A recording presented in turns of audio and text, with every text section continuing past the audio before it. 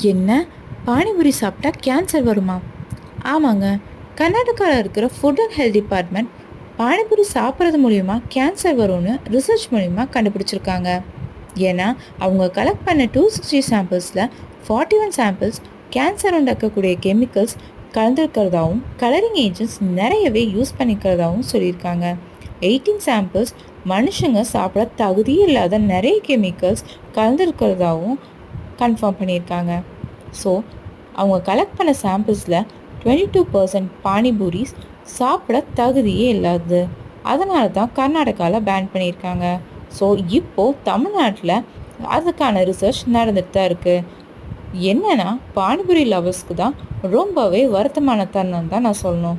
So எல்லாருமே ஹெல்த்தியாகவும் சேஃப்டியாகவும் ஹைஜீனிக்காக தான் இருக்கணும் அப்படின்னு நான் விரும்புகிறேன். ஓகே ஃப்ரெண்ட்ஸ், பாய்.